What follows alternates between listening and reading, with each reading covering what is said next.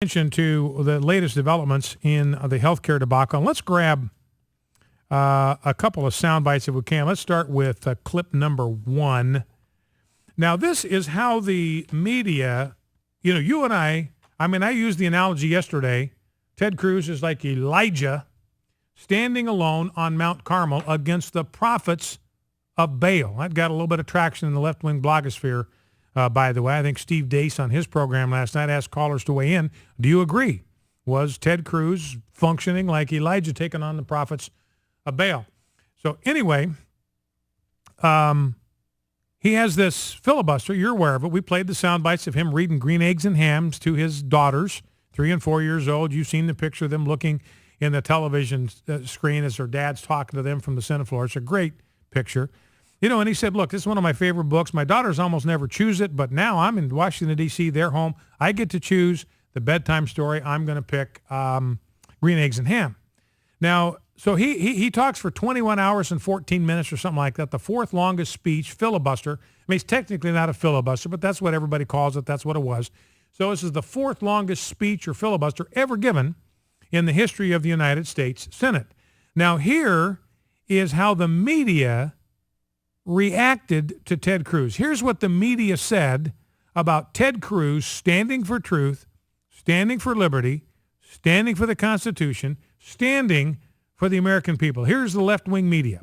That's not video, that's live with the U.S. economy on the line. All of this happening ahead of a Senate test vote today, in case you want to focus on something that actually matters. Doesn't it just park you into the deluded and ridiculous category? Dana, one question really. Amongst other things he may have been eating, can we include magic mushrooms? There is a recklessness to it. We have the shutdown coming. I know I said to you before, this is like Christmas in September for you, for the Democratic Party. But I have to say, is there a little shame to be put on the Democrats as well, to sit back and watch effectively this kid playing with matches? Okay, so there's Ted Cruz. This is what the left-wing media, you heard Chris Cuomo in there at the end, Piers Morgan in there, using words like, hey, let's talk about something that matters. So what Ted Cruz is talking about doesn't mean anything. This is delusion on display from Ted Cruz. This is ridiculous. That's another word that was used. Did he eat some magic mushrooms? This is reckless what he is doing. And he is like a kid playing with matches. So nothing but contempt, nothing but scorn from the left-wing media with regard to Ted Cruz. Now, here, you remember Wendy Davis. I talked about this yesterday. Wendy Davis was the Texas lawmaker. It was a futile errand. She had no more chance of success with her filibuster at the Texas legislature against a sanctity of life bill than the liberals are saying Ted Cruz has. Ted Cruz can't do it, can't win this thing. It's over. Forget about it. Never going to happen. Not going to win. It's a waste of time. Not going to work. Well, everybody knew that when Wendy Davis got up and filibustered on the Texas floor of the Texas Senate, everybody knew she wasn't going to win that showdown. It was a special session. You got a veto-proof majority of Republicans. It's going to go through, and it did. But here is how the left-wing media responded and reacted to Wendy Davis. Let's listen. One of your colleagues, Senator Cruz, has pulled an all-nighter. It's not a filibuster because the fate of this is really already decided. Are you concerned? No, I'm sorry. Rob, my bad. That's my bad. I grabbed the wrong clip. Can we grab clip number 3? That's my bad. Here is, that's completely on me. Gave Rob the wrong instructions. Let's go to clip 3. Here is the media reacting to Wendy Davis. The marathon filibuster that went viral has turned a little-known Texas lawmaker into a national political star. If I were Wendy Davis, I would not limit myself to think about just being the governor of Texas.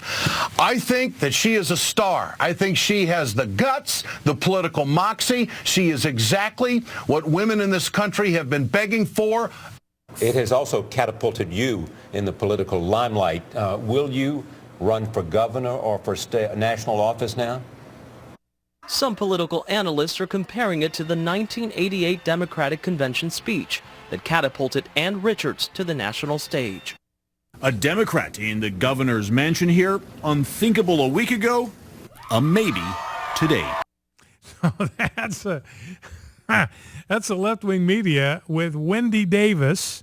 There is no limit to what this woman can accomplish. She shouldn't just run for governor. She ought to run for president. She's got the moxie. She's what women have been looking for. This has thrust her into the limelight. She ought to run for national office. She's just like Ann Richards. This has shot her into superstardom in the political world. So that's what the left did with Wendy Davis. If you think there is just this flaming double standard, flaming hypocrisy, you can be forgiven for thinking so. And by the way, this is exactly why you listen to Focal Point and AFR Talk. This is why you do it, because you need some place where you can go where people will see through all the smoke, see through all the bilge, tell you the truth as it is, and get you the straight scoop. You know, we talked yesterday about all these glowing press reports that came out about the figures that the Obama administration released about how everybody's premiums are going to go down. And they're out there saying, hey, they're 16% below projections. And everybody's saying, what a wonderful thing. It's reducing the cost of health care. Look at that. 16% lower.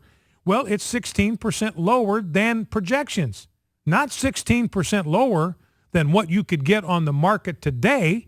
In fact, the Obama administration didn't say a word about how premiums under Obamacare compare to what you could get on the market today.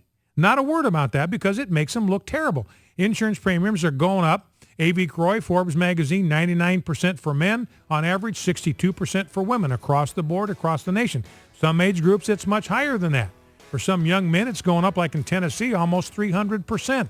We had that family in Kentucky. They got the thing in the mail. Their insurance premiums going up 300% overnight because of Obamacare. So if you just listen to the mainstream media, you listen to President Obama, your insurance premiums are going down 16%. But it's only going down 16% compared to what they projected. So, you know, if you say, hey, we project it's going to cost you 300 units, it's only costing you 100 units now. We project it's going to cost you 300 units, and then it winds up only costing 200 units. Say, hey, look, we cut your premiums by 33%. No, you didn't. You raised them by 100%. That's the kind of legerdemain that Obama administration is playing with, and we're here to call them on it. Focal Point, AFR Talk.